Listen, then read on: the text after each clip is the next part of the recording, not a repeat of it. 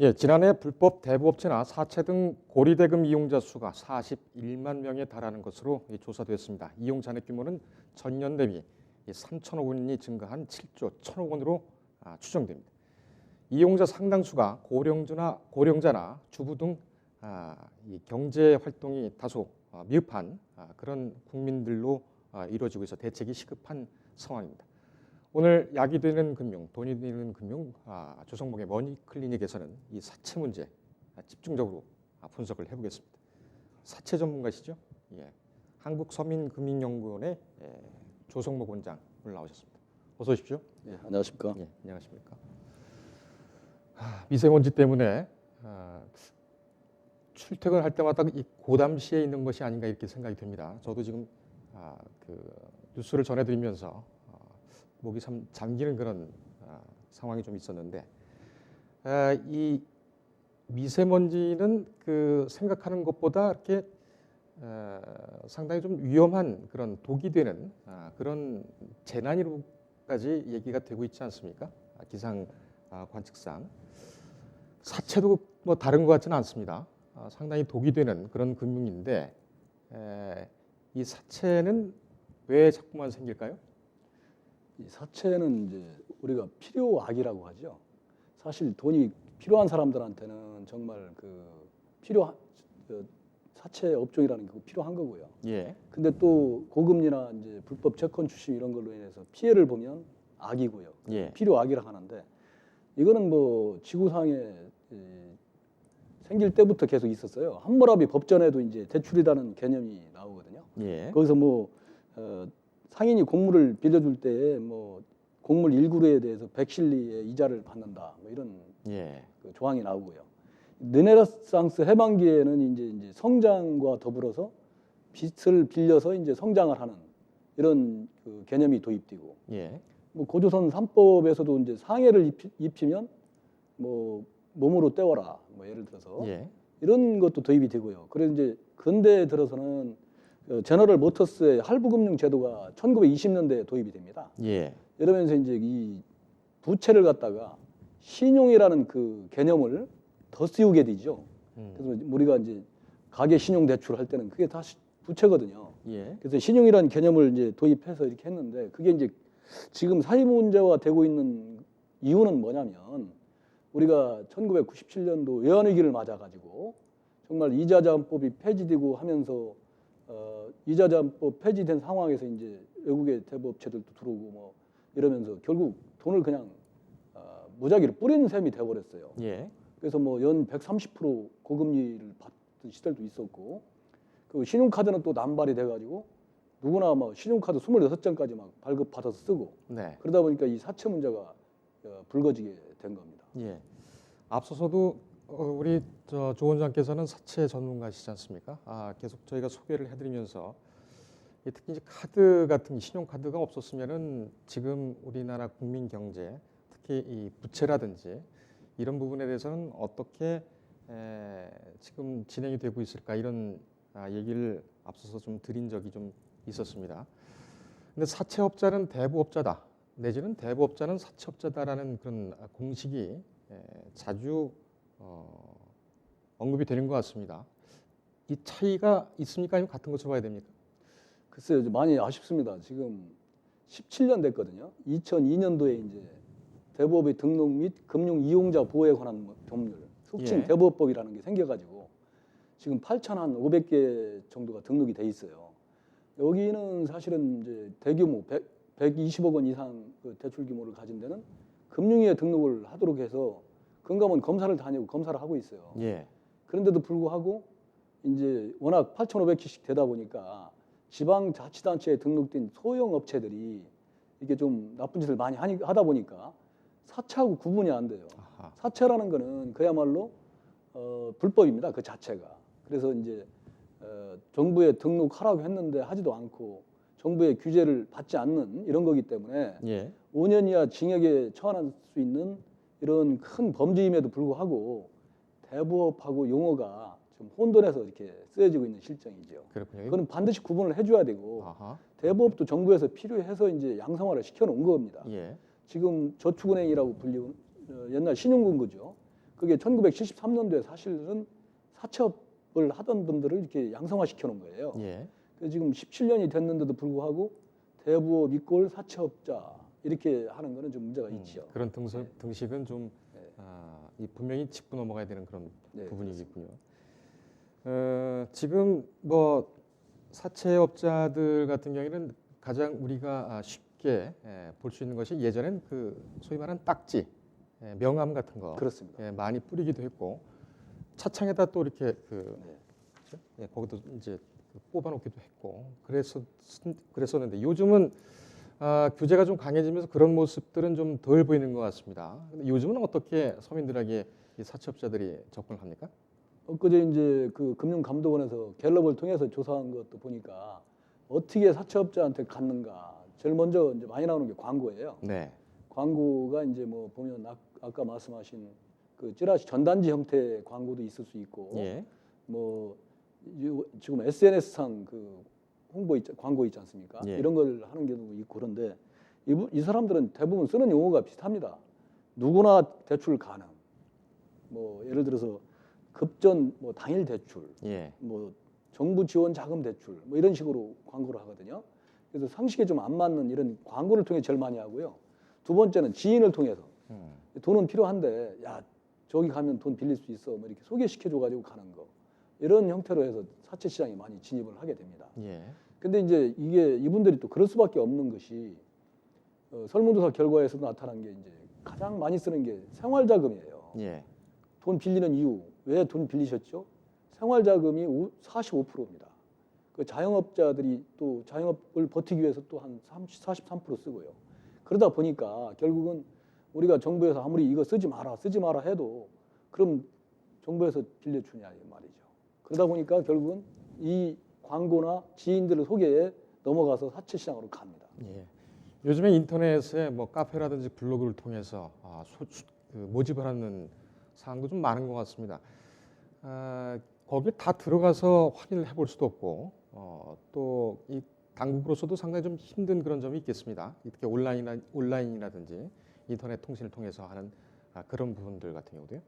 그렇습니다. 제가 그래서 이제 그때 현직에 있을 때도 이 광고 매체도 책임을 져야 된다. 예.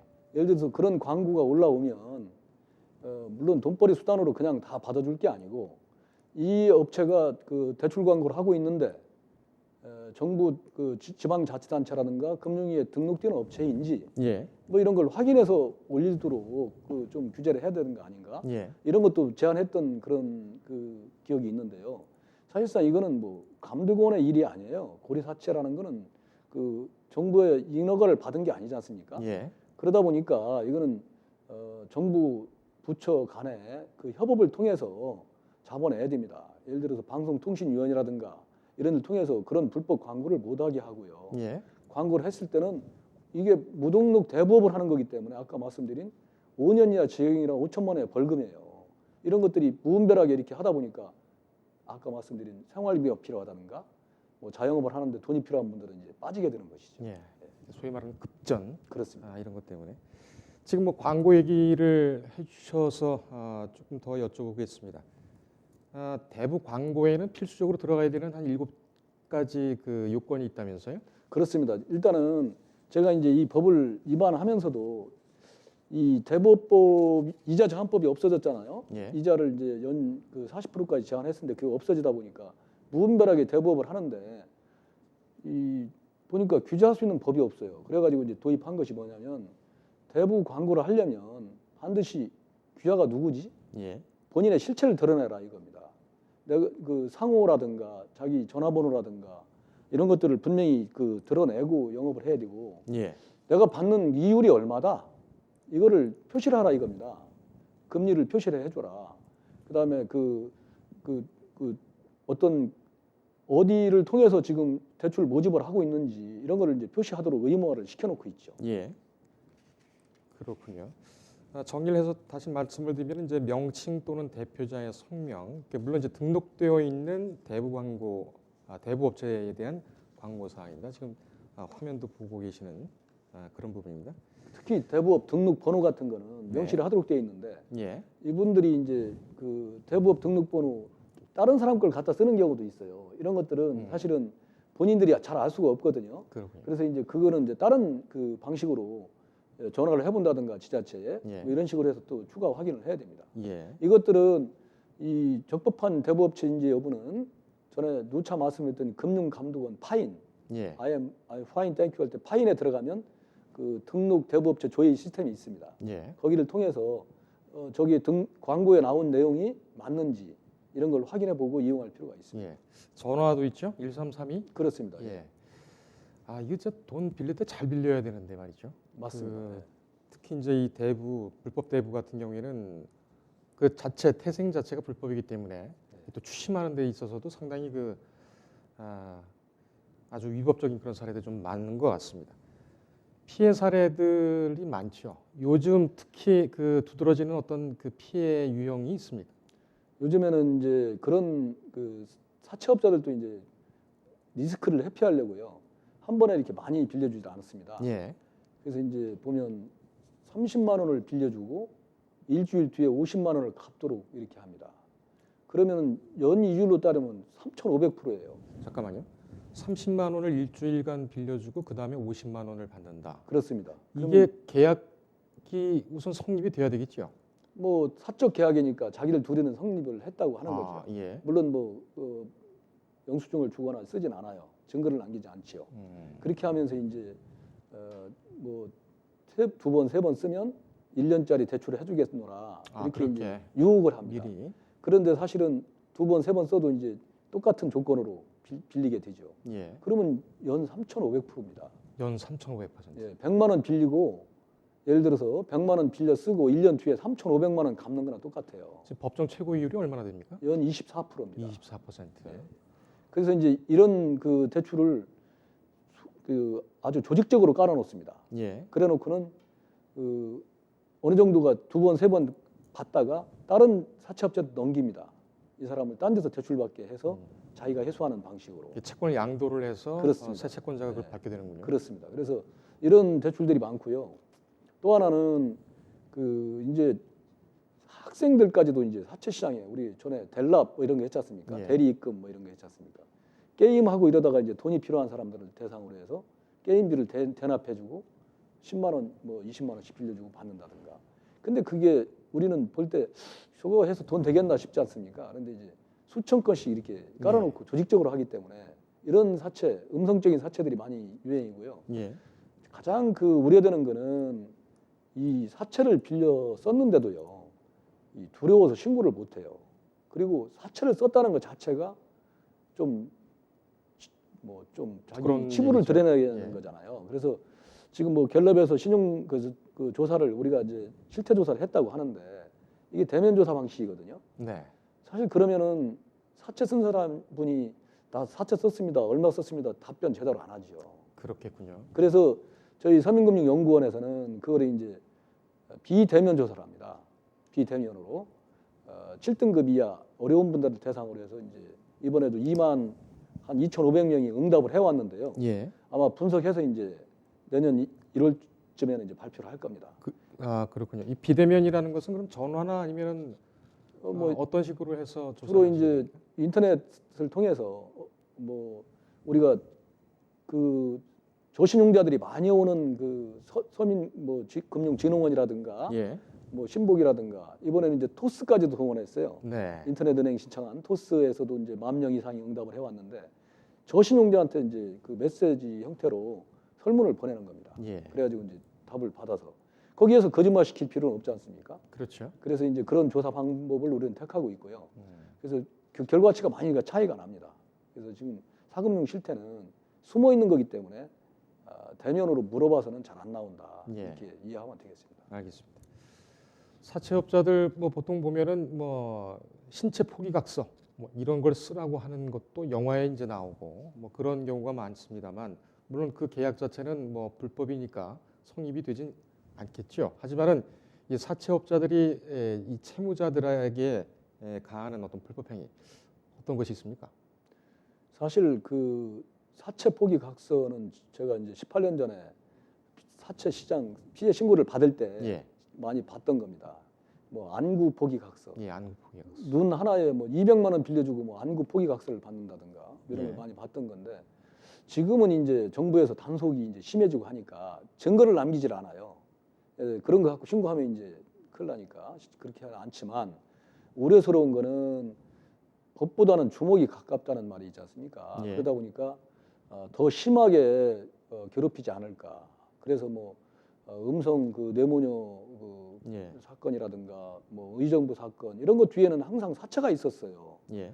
이분들이 버티다 어려우면 사채 시장을 손을 벌리거든요. 예. 근데 이제 이런 거를 정부에서 대대적으로 대책을 만들어서 피해 그 예방이나 구제 대책을 해야 된다고 생각해요. 네. 이제 제가 아쉬운 거는 뭐냐면 이걸 일을 하면서 느끼는 거는 사채 위험성을 모르고 갑니다.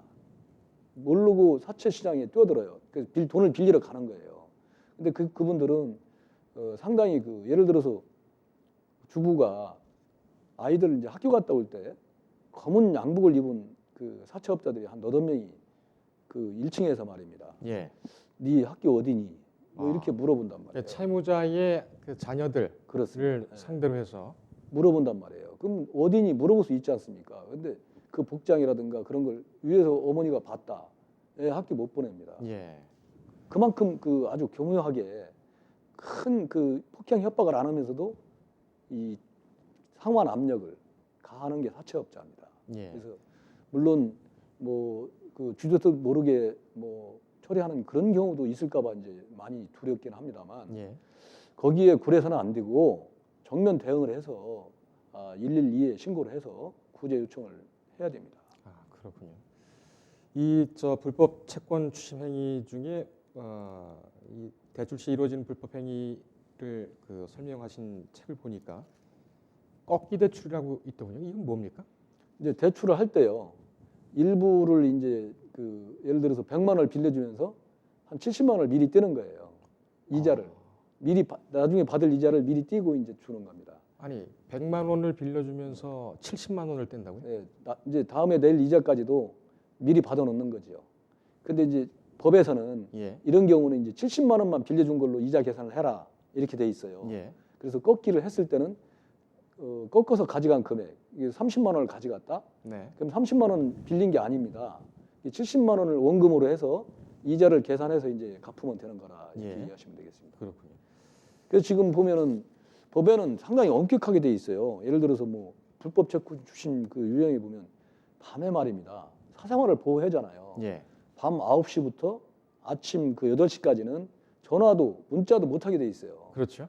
그런 것들을 이제 예를 들어서 잘 녹취를 한다든가 예. 아니면 기록을 이제 가지고 신고를 하면 되고 지금 반복적인 전화나 그 뭐 방문 예를 들어서 뭐 직장 생활을 못 해요. 일단 사채를 쓰면 종전 같으면 직장으로 계속 전화하는 거예요. 예. 그 효과는 뭐냐면 이분한테 압력도 가하지만 이분이 사무실 전화를 안 받으면 딴 사람이 돌려받을 거 아닙니까? 그렇죠. 그 사람한테 얘기하는 거예요. 예를 들어서 조성목이 어디 갔습니까? 어디 갔습니까? 계속 전화 오면 직원들이 이상하게 눈치챌 거 아닙니까? 그러면 그분은 이제 직장을 못 하고 나오는 거예요. 그래서 반복적인 전화나 이런 것도 이제 못하게 하루에 뭐 2번 뭐 이렇게 정해놓고 할 수 있게 돼 있고요. 예. 그래서 결국은 사채업자도 마찬가지로 채무자가 죽거나 소득이 없어지면 돈을 못 받거든요. 예. 그래서 이런 것들을 감안해서 이제 불법 채권 추심을 하지 못하도록 그 아까 말씀드린 뭐 꼭 협박을 안 했더라도 공포감을 유발시켰다. 예를 들어서 뭐 검은 양복 입고 막 몇 사람이 가서 애 학교 갔다 오는데 뭐 이렇게 했다든가 이것도 이제 공포감에 될 수 있거든요. 예. 이런 것들 그리고 이제 개인위생이나 파산 중인자 있잖아요. 예. 이분들은 이미 이제 법에서 채권 추심을 못하게 금지돼 있는데 이분들한테 빚 갚으라고 하는 거. 예. 그리고 이제 보면은 이 꼭 법원이나 검찰에서 보낸 것처럼 있잖아요. 네. 법적 절차 그 진행 중이라고 이렇게 하면서 법원에서 뭐가 날라오는 것처럼 보내요. 예. 그러면서 이제 하는 거 이런 것들은 다 이제 허위이기 때문에 금지가 돼 있습니다. 예. 지금 한 5분 정도가 남았습니다만은 이 얘기를 좀 짚고 넘어가야 될 필요가 있을 것 같습니다. 그러니까는 아까도 말씀을 하셨지만은 정부에서 이 불법 사채에 대한 피해, 물론 이제 피해자가 있어야 되는데 피해자를 확인을 해야 되는데 이 조사하는 것이 상당히 좀 힘들고 올해도 한 두 번이나 두 번 정도 이 사금융 시장 규모하고 이용자 특성 그리고 이용 방식 등에 대해서 이제 실태 조사를 한 걸로 이렇게 나오게 되는데 이 조사는 어떤 것이 주요 내용이고 또 어떻게 실시가 되게 됩니까? 이거는 이제 그 금융감독원에서 하는 거는 뭐 갤럽이나 이런 걸 통해서 무작위로 이제 한 5천 명을 대상으로 예. 무작위로 5천 명을 대상으로 해서 조사를 하는 걸로 알고 있어요. 방문 조사를 그렇게 해서 이제 실태를 파악해내는 걸로 알고 있고요. 예. 아까 말씀드린 대로 저희 서민금융연구원 같은 경우는 이제 비대면의 방식으로 이제 공급자, 대부업자도 조사하고 그 수요자, 예. 금융 이용자도 조사를 해서 이렇게 발표를 하고 있습니다. 예. 아까 모두에도 말씀을 드렸습니다만은 2018년 말에 기준으로 할 때의 불법 사금 이용 잔액 규모 7.1조 원. 예. 여기서 근데 이용 잔액 규모라고 하는 그 이용 잔액이라는 용어를 썼습니다. 이건 뭡니까?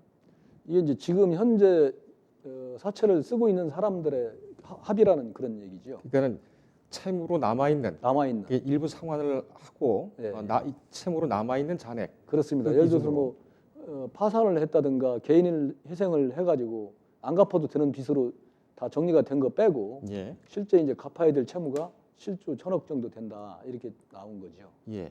근데 이 7조 1천억 이거 정확한 수치일까요? 글쎄 그거는 아까 말씀드렸지만 이 조사상 한계 이거는 뭐 그 금융감독원이나 이제 갤럽에서도 표시를 해놨어요. 이 조사상 한계가 있었다. 예. 이런 것들은 표시를 해놨습니다만 사채 시장의 고유한 특성 때문에 정확한 규모는 파악하기 힘들다. 예. 이렇게 생각이 됩니다. 이용자 특성에 대해서도 좀 살펴볼 필요가 있을 것 같습니다. 사채 같은 경우에는 글쎄요. 이제 이번에 이제 조사해 보니까 아까 말씀드린 대로 가장 많이 쓰는 거는 작년에도 마찬가지였지만 생활자금.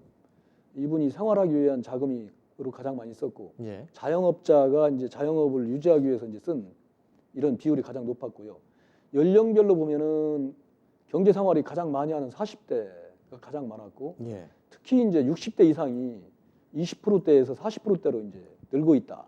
그 얘기는 이제 퇴직을 했는데 결국은 준비해 놓지는 못했고 돈은 필요하고 하다 보니까 이제 사채를 쓰는 비율이 예. 늘고 있는 것으로 나타났습니다. 그렇군요. 2017년하고 비슷한 유형인데 생활하고 사업자금이 이제 말씀하신 대로 네. 가장 주된 이 목적이고 월 소득이 200에서 300만 원 정도. 네. 그리고 자영업과 생산직에 종사하는 40대 이상 남성 그렇습니다. 이렇게 되고 있군요. 그 제가 그 말씀드리고 싶은 거는 예. 이 사채 시장에 안 가는 게 중요하지 않습니까? 네. 일단 여기에 낚이면 한번 걸려들면 돌려막기를 사채로 할 수밖에 없어요. 그래서 가장 중요한 거는 말입니다. 여기에 안 가게 하는 거. 어떻게 안 갈 거냐? 물론 다 알아보고 이제 쓰시는 분도 많겠지만 자기가 당사자가 사채를 안 가도 되는데도 가는 분들이 많아요. 첫 번째로 뭘 해야 되냐면 제가 보면 그 지금 서민 그 맞춤 대출 서비스 예. 서민금융진흥원에서 운영하는 그 맞춤 대출 서비스를 좀 이용해라. 예. 그래가지고 은행부터 이금융권까지 다 이제 지금 한 60여 개 금융회사가 지금 들어와서 상품을 게시해놓고 있습니다. 네. 그걸 가지고 금리가 다소 높더라도 이금융권이라 하더라도 거기를 찾아가야지 잘못하면 안 된다. 두 번째는 거기서 이제 대출이 안내가 안 돼요. 신용도가 나빠서. 그렇다고 해서 대부업을 부득이해서 가야 되겠다 할 경우에는 등록된 대부업을 가야 된다. 그래서 어떻게 찾아가냐? 금융감독원의 파인이라는 데서 등록 대부업체 통합 조회 시스템이 있습니다. 예. 거기에 8천여 개 대부업체가 등록이 돼 있으니까 예. 거기를 가야 된다. 왜냐하면 암시장을 가게 되면 누군지를 몰라요. 예. 돈은 빌려 썼는데 매달 오토바이 타고 돈은 받아가는데 누군지 알아야 처벌을 하지요. 예. 그래서 위험하단 말이죠. 그래서 거기 가지 말고 등록된 대부업체를 이용하면 그래도 뭐 자기 이름으로 등록이 안 돼 있다 하더라도 누군가가 등록이 돼 있으면 단서가 있으니까 찾을 수가 있지 않습니까? 예. 피해 구제를 받을 수 있으니까 등록된 대부업체를 좀 이용을 했으면 좋겠다. 예. 그리고 이제 이 사람들이 유혹하는 그 대출 중에서 누구나 대출, 뭐 당일 즉시 대출 뭐 이렇게 봐서 상식적으로 이해가 안 가는 거 있어요. 뭐 정부 사업 지원 대출 뭐 이러면서 예. 1억까지 뭐 무제한 제공 뭐 이런 말이 안 되는 이런 광고에 현혹돼서는 안 되겠다 이런 생각이 들고요. 예. 대출을 일단 받을 때는 이 법상 금리가 연 24%로 제한되어 있다고 했잖아요. 예를 들어서 지금 내가 잘 모르고 30%를 줬어요. 그러면 24%까지만 주면 되고요. 나머지는 안 줘도 됩니다. 네. 줬다 하더라도 돌려받을 수가 있습니다. 그래서 그거는 소액 심판을 통해서 돌려받을 수가 있습니다. 근데 이번에 금감원에서 조사한 통계를 보니까 24%에서 금년 2월 달에 20%로 연 20% 내렸단 말이에요. 예. 그걸 알고 있습니까? 물어보니까 지금 20%밖에 안 돼요. 아는 사람이. 예. 특히 10대는 100명 중 15명밖에 몰라요. 네. 그래서 정부에서도 이런 정책을 많이 홍보해서 대부업에 가지 못하도록 유도를 하고 갔을 때는 구제받을 수 있게끔 정부 정책을 잘 펴야 되겠다. 예. 이런 생각이 듭니다. 알겠습니다. 이 오죽 급하면 그렇겠느냐 이렇게 또 사채를 이용하시는 분들은 뭐 말씀하실 수가 있을 것 같습니다. 그러나 반드시 사채가 이 최선의 방법은 아니죠. 또 정부에서 여러 가지 구제 정책을 마련하고 있으니까 적극적으로 이용을 하시고 저희 뉴스리듬의 조성목의 머니클리닉 보시면 충분히 도움이 되실 거라고 생각이 됩니다. 오늘 여기까지 들을까요? 네, 고맙습니다. 감사합니다.